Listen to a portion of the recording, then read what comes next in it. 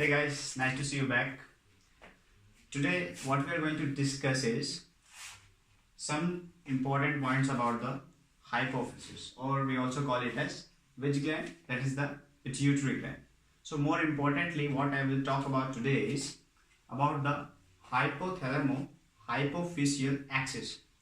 So as you all know that the location of the hypothalamus and the pituitary gland, they are in close association with each other. Okay. So if you talk about the size of the hypothalamus, it's about the pea size, right? Small pea sized. Okay. So here what I have drawn the structure of the hypothalamus. Okay. So what I did, I just enlarged the structure of hypothalamus, and beneath the hypothalamus, what we have? Pituitary gland, right? Also called as hypophysis, right? So this is which part? This is the anterior pituitary, right? And this one I have drawn over here. This is the posterior pituitary. Okay. Other names are and for the anterior pituitary it is adenohypophysis. Okay. And for the posterior pituitary it is neurohypophysis. Right. So what we are going to talk about today? Today we are going to talk about that which hormones are releasing from the posterior pituitary. Okay. And which hormones are releasing from the anterior pituitary. And most importantly, we should also know that from where the origin of these kind of hormones exist. Okay, from where these hormones are producing. Okay, so hypothalamus is mainly responsible for producing these hormones. Okay, so let's talk about them, from where actually they start releasing. Okay, so let's start, right? So first of all, this is the hypothalamus, right? In the hypothalamus, we have several kind of nuclei over there. Okay, we have several kind of nuclei over there. Okay, so let me draw one nuclei. For example, here I'm drawing one nuclei over here. So, for example, this is one nuclei. Okay, very simple diagram. And this is coming over here, right? Okay, they are the collection of cell bodies mainly. Okay, because the nucleus is basically the collection of cell bodies, right? So these are some cell bodies collection over here. What we call it as nucleus, and the name of this nucleus is supraoptic nucleus. Okay, so the name of the nucleus is supraoptic nucleus, right? So, for example, these are the cell bodies over here, right? There are the cell bodies over here, okay, collection of cell bodies. So, this is the nucleus. This is the bundle of axons which is coming down through the neurohypophysis or posterior pituitary, right? Okay. So, this is one supraoptic nucleus, right? This is the supraoptic nucleus over here. Now, we have, just like the supraoptic nucleus, we have other nucleus too. For example, this one, paraventricular nucleus, right? So let me draw it with the different color. For example, here we have the different nucleus over here, right? Here we have the different nucleus. Okay. For example, this one, right? This is the different nucleus, and we name this nucleus as which one? This is the paraventricular nucleus, right? Paraventricular nucleus. Okay, and why we are calling it paraventricular nucleus actually? Because para means the surrounding, right? So basically we can know by the name, as the name suggests, of this nucleus, paraventricular nucleus, right? So it surrounds the ventricles. Paraventricular nucleus, right? Paraventricular. This is also supraoptic nucleus. Okay. So for example, this one is the paraventricular nucleus over here, right? Now, so what is basically happening over here? Okay, what is the motto of drawing all these nucleuses? Actually, you must have heard about the neurohypophysis hormones, right? For an example, from the posterior pituitary or neurohypophysis, okay, they're usually responsible for the production of antidiuretic hormone, or also called as vasopressin, right? As well as with the ADH, they also releases the oxytocin hormone, right? Oxytocin hormone. So, for example, So which nucleus is releasing the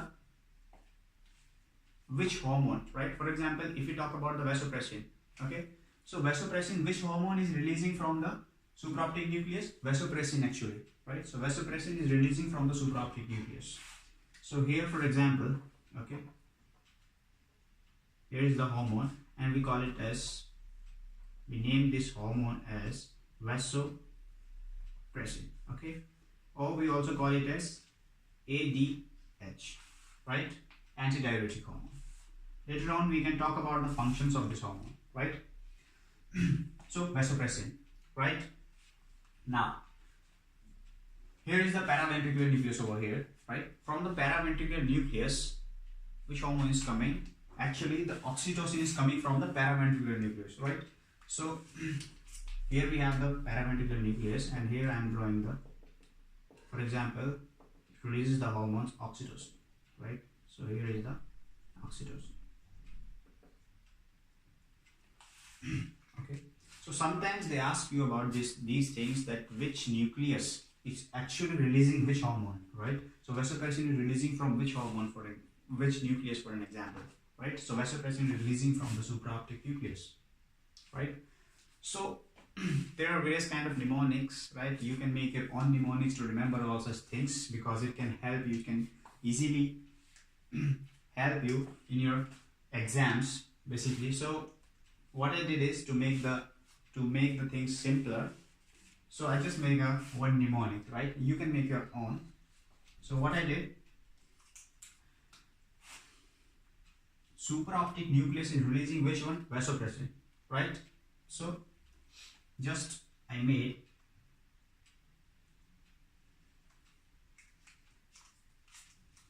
one mnemonic over here, and that is the super fast ventle.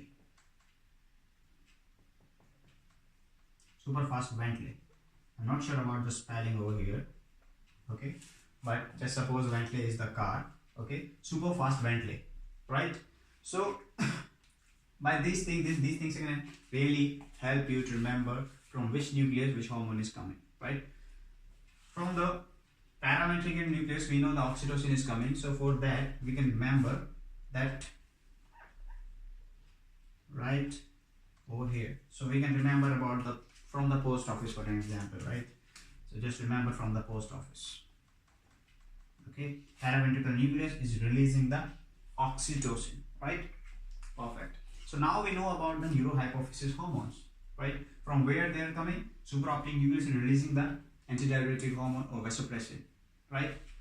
Paraventricular nucleus is releasing the oxytocin, right? This is about the neurohypophysis. Okay, now let's talk about the anterior pituitary or adenohypophysis, right? Sorry. So likewise, these kind of nucleus we have, likewise we have the nucleus over here also, right? This is the hypothalamus over here, right? So here I am drawing one more nucleus over here. So let me draw it with the different color. So for example, here we are drawing different nucleus, right?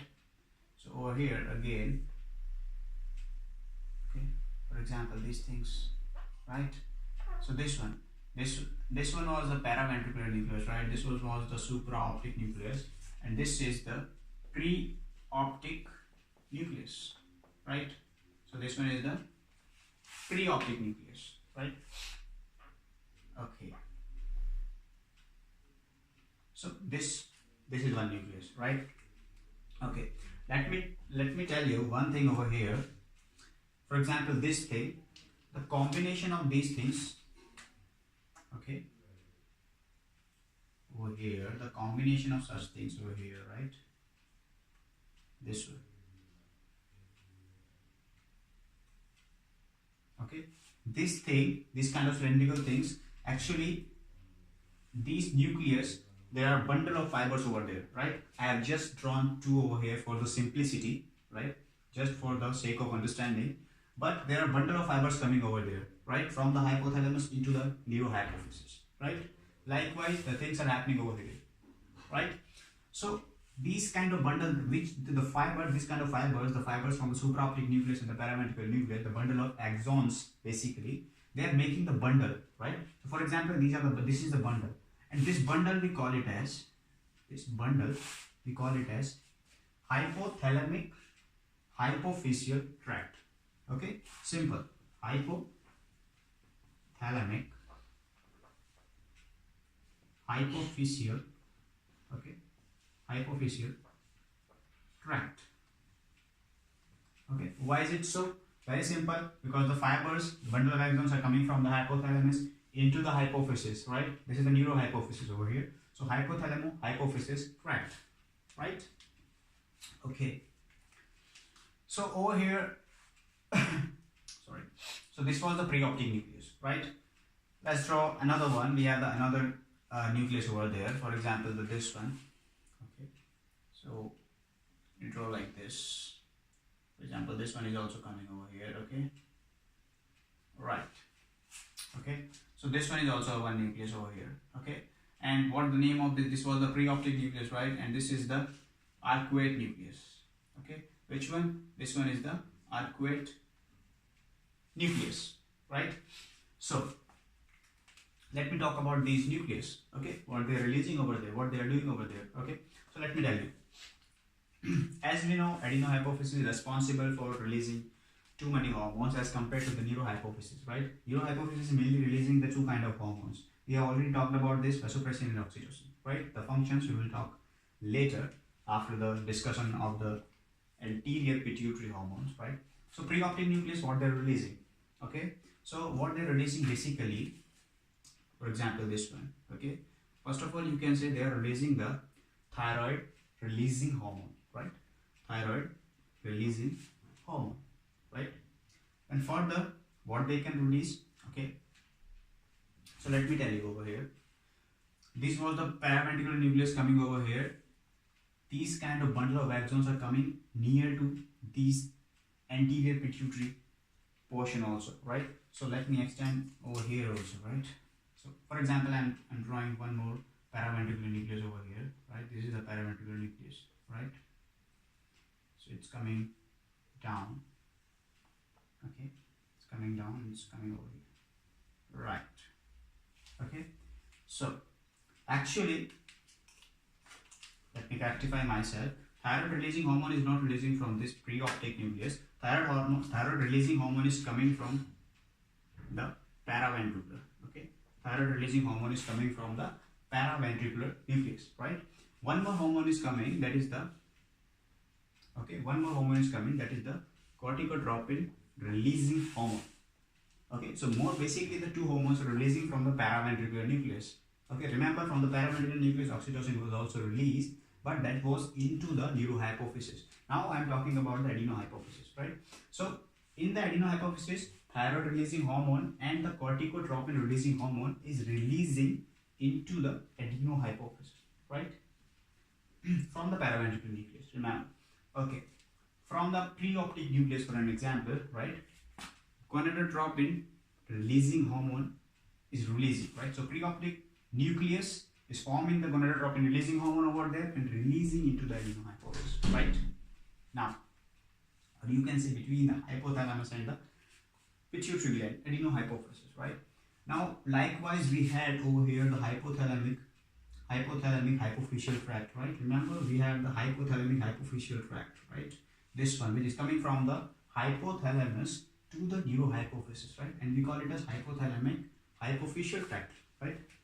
So over here should also be the tract, right? So which tract is present over here? Okay, so let me draw over here the tract, and let's make it with a blue color.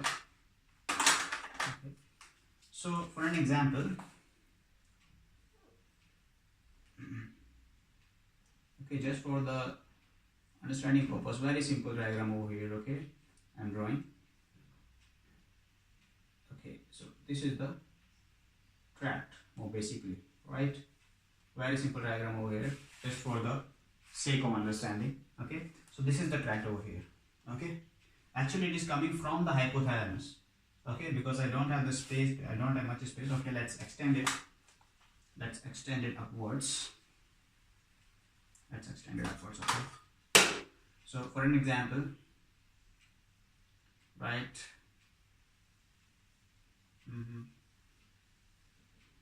this one, and this is making one tract over here, right?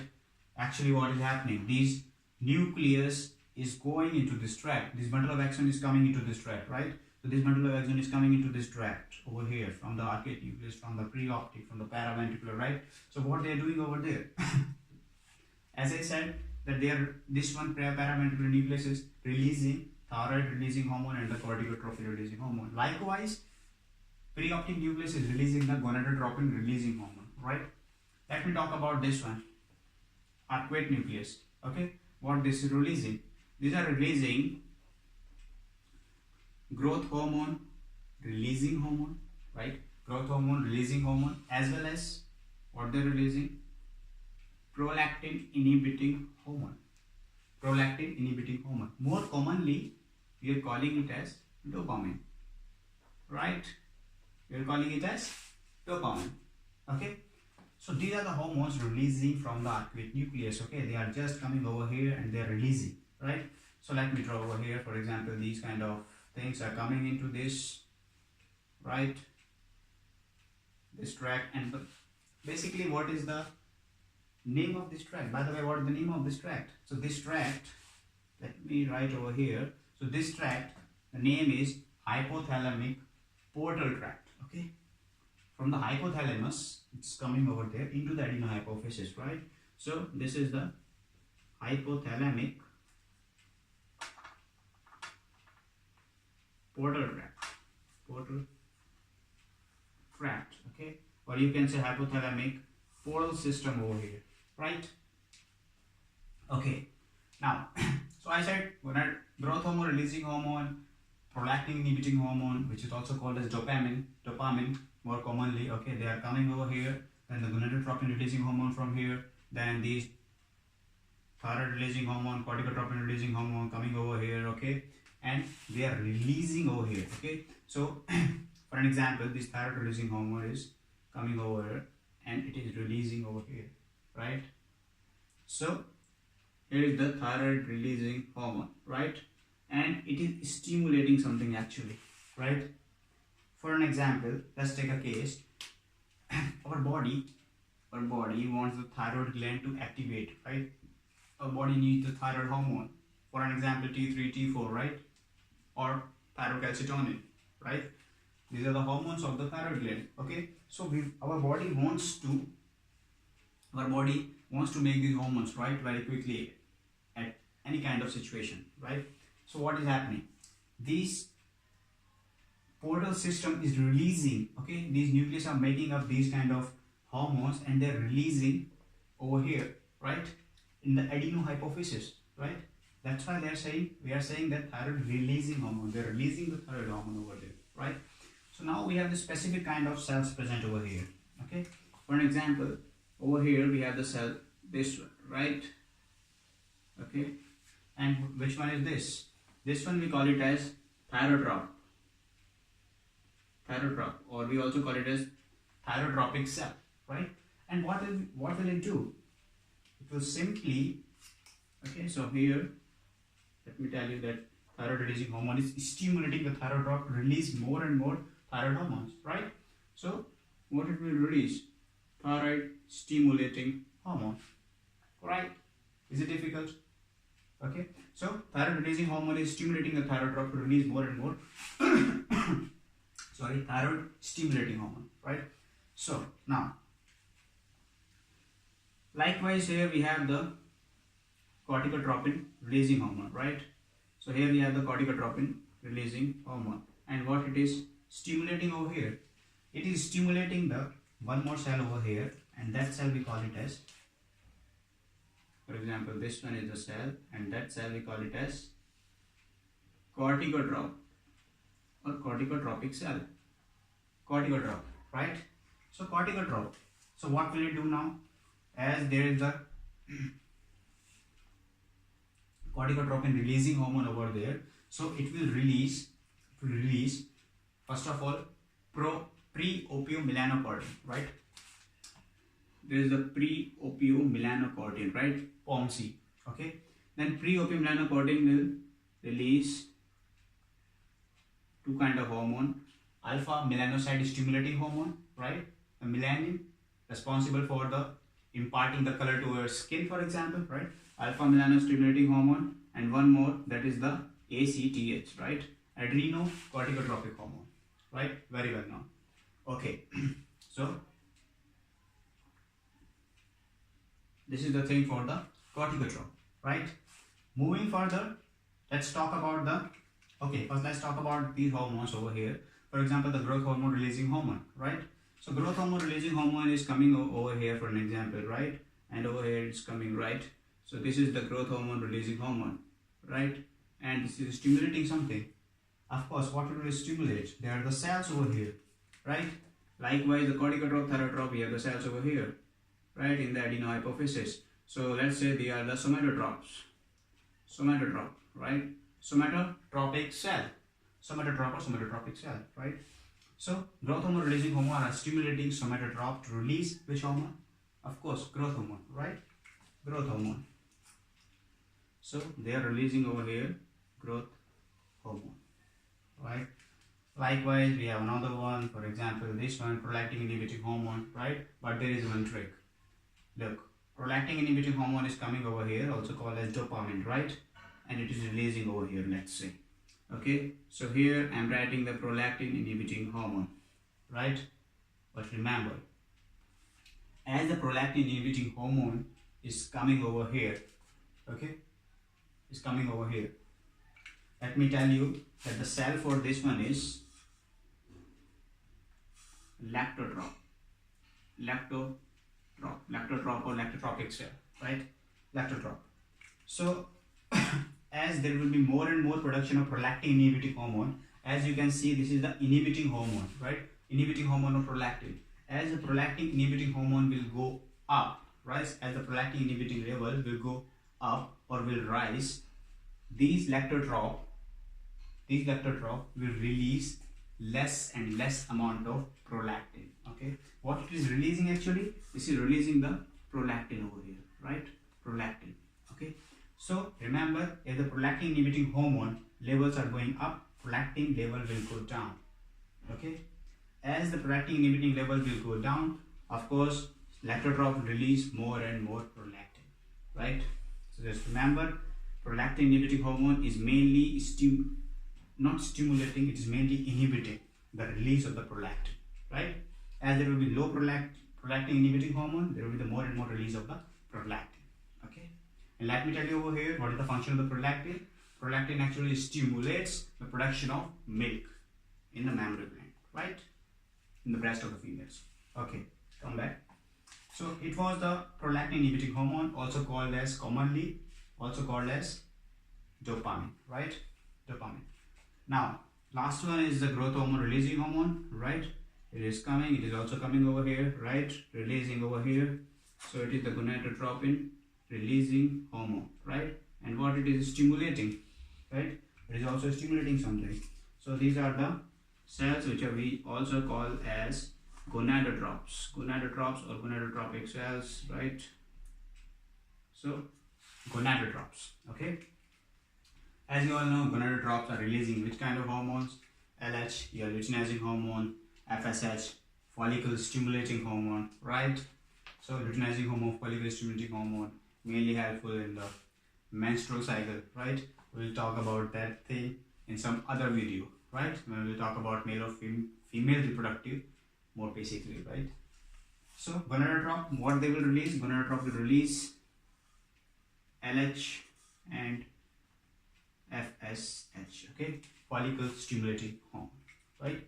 So these are the hormones, that is the mechanism, that is the basic mechanism, how they are releasing into the anterior pituitary, okay? And how the body releases, okay, according to the need, okay? So that is the thing. Let me repeat, okay? So here was the hypothalamus, here is the pituitary gland, this is the anterior pituitary, also called as adenohypophysis. This one is the posterior pituitary, also called as neurohypophysis, right? Then I told you that there are the several nucleus present in the hypothalamus, right? So which kind of nucleus are these? For example, the supraoptic nucleus, paraventricular nucleus, preoptic nucleus, arcuate nucleus, and likewise we have more nucleus also, right? I just named some of them, right? So after that I told you that they are the bundle of axons coming down, right, into the hypophysis, right? That's why I told you in the beginning of this video that basically we will talk about the hypothalamic hypophyseal axis, right? You must have heard about another one. There are many mechanisms, for example, renin-angiotensin-aldosterone axis, right, which is activated basically with the dysfunctioning or disbalance of the blood pressure over there, right? For example, to increase the blood pressure in our blood vessels, right? So likewise, this is the hypothalamic hypophyseal axis. So here we have the supraoptic nucleus. Supraoptic nucleus was releasing the vasopressin or ADH, right? ADH abbreviated as anti-diabetic hormone, right? So paraventricular nucleus are there. Okay, actually there are many nucleus over there, so many bundle of axons are coming over here. These collection of the bundle of axons, we named it as hypothalamic hypophyseal tract. Okay, hypothalamic hypophyseal tract. So supraoptic nucleus was releasing the vasopressin or ADH. You can remember the mnemonic, superfast ventilate. Okay, and the post office paraventricular nucleus with the oxytocin. Okay, I hope this helps. Now paraventricular nucleus in the neurohypophysis, it was releasing the oxytocin. Paraventricular nucleus in the adenohypophysis, it was releasing the thyroid releasing hormone, right, and the corticotropin releasing hormone. Then we move further. Preoptic nucleus was releasing the gonadotropin releasing hormone, GnRH, right? Then arcuate nucleus was releasing the growth hormone releasing hormone and the prolactin inhibiting hormone, commonly called as dopamine, right? These hormones were coming into the tract. We name this tract as hypothalamic portal tract, okay, or hypothalamic portal system. Then we have various kind of cells. We have several cells over here, okay. So for example, the thyrotropes, thyroid releasing hormone is coming into the tract, stimulating thyrotrope to release more and more thyroid stimulating hormone, right? So remember, these hormones are released according to the need of our body again, right?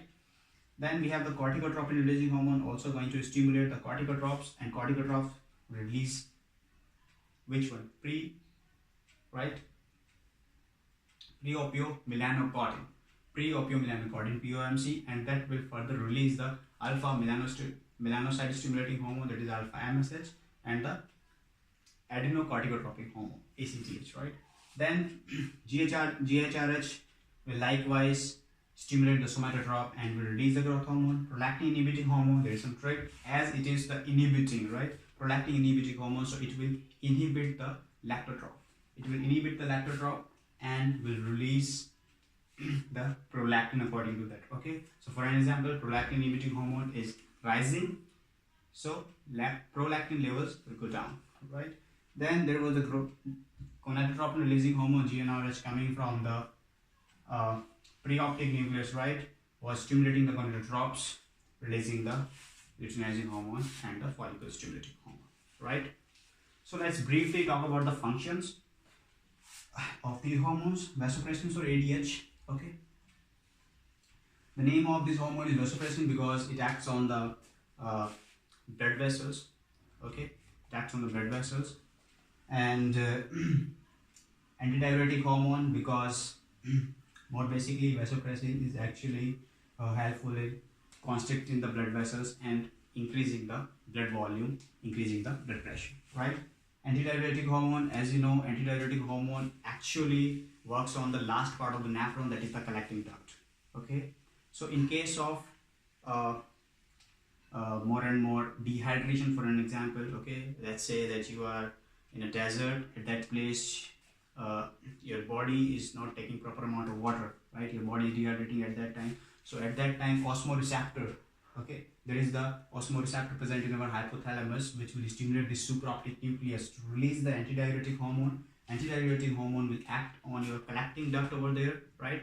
And what it will do, it will not allow your nephron to release more and more water, right? It will reabsorb back, right? So here in the collecting duct, over there we have the V2 receptor over there, vasopressin type 2 receptors, okay. It will bind over there and it will absorb more and more water from there and send it back into the blood, right, to prevent the condition of dehydration, right? I hope you understand this mechanism. Further, this is the function of the antidiuretic hormone. So what it basically doing, it is retaining the water in your body, right? Because you, first of all, you're not drinking the water properly, so you want to retain the water. You don't want to lose the water, right? So that is the compensatory mechanism of your body by releasing the vasopressin or antidiuretic hormone, right? It will increase your blood volume, it will increase your fluid volume, it will increase your blood pressure eventually, right? Then, further, if you talk about the osmolarity, if your plasma osmolarity is high, for example, right? If your plasma osmolarity is high, in that case, you should retain the water, right? Plasma osmolarity is high, that in that case, you should retain the water. So again, the antidiuretic hormone will release over there, okay? And there will be the water retention, and it will normalize the isoosmolar condition, right? Okay, this is the second mechanism of the antidiuretic hormone, right? So what I told you for the antidiuretic hormone over here, so first point, it was the dehydration. So in the dehydration, your antidiuretic hormone levels will go up in your body, right? It will release faster. In second case, if your plasma osmolarity, for example, right? If your plasma osmolarity will be high, to normalize that, antidiuretic hormone will be released from the neurohypophysis, right? I hope it makes sense. Now, next thing is about the oxytocin, right? So, where we need the oxytocin, right? Oxytocin is mainly needed in the females as compared to the males, right? Because in the females, for the milk ejection reflex, right? For ejecting the milk out from the mammary gland of the females, the oxytocin is released, right? To fasten the process, okay? Then in the birthing process, right, for the birth of the fetus, for example, a pregnant mother, okay, during the labor, oxytocin is released in the high amount, okay? So oxytocin will be released in the high amount to ensure the contraction of the uterus of the mother, right? To ensure the contraction of the uterus for the delivery purpose over there, right? And let me tell you, there is one very common confusion between these prolactin and the oxytocin hormone about the functions of this in the mammary gland, okay? So let me tell you one more mnemonic over there just to remember about this and to make sure there will be no further confusion, okay, after this moment. So just remember that prolactin, okay, prolactin, what is it doing? Prolactin actually produces the milk, okay? Prolactin actually producing the milk, okay? So prolactin is producing the milk, and oxytocin, okay? Oxytocin oozes the milk. So oxytocin oozes the milk out, okay? Oozes means release the milk, okay? So prolactin is producing the milk in the mammary gland of the female, right? And oxytocin is oozing out the milk, right? I hope this mnemonic can help you to remember about the functions of the prolactin and the oxytocin more exactly, right? And there will be no further confusion, right? So oxytocin is helping in oozing out the milk. So this was about the functions of the vasopressin and the oxytocin, right? And about the anterior pituitary gland or the adenohypophysis, thyroid stimulating hormone will stimulate the production of thyroid hormones, right? For example, T3 hormone, T4 hormone, okay, trihydrothyronine and tetrahydrothyronine. Further, the thyrocalcitonin is also there, right? Alpha melanocyte stimulating hormone, adrenocorticotropic hormone. So likewise, according to the need of the body, these hormones will release, right? As the name suggests, what they're going to do in our body, right? Growth hormone will stimulate the process of growth, right? For an example, after the 2 hours sleep, growth hormone increases in our body, right? So at that time, growth hormone is releasing from the adenohypophysis, right? Likewise, prolactin for increasing of the production of the milk in the mammary gland of the females, right? Then LH and FSH according to the need of the menstrual cycle in the females, right? For example, in case of pregnancy, right? LH levels should go up if the woman is pregnant, right? It should not fall down, because the LH level will fall down, the corpus luteum will degenerate, it will convert into the corpus albicans, right? So that's not good for the pregnancy, right? So this was about the basic overview of the pituitary gland. I hope you understand this. So basically what we did, we talked about the hypothalamic, hypophyseal, right, axis. Okay, I hope this video will help you in future. Thanks for watching this video. Thank you so much.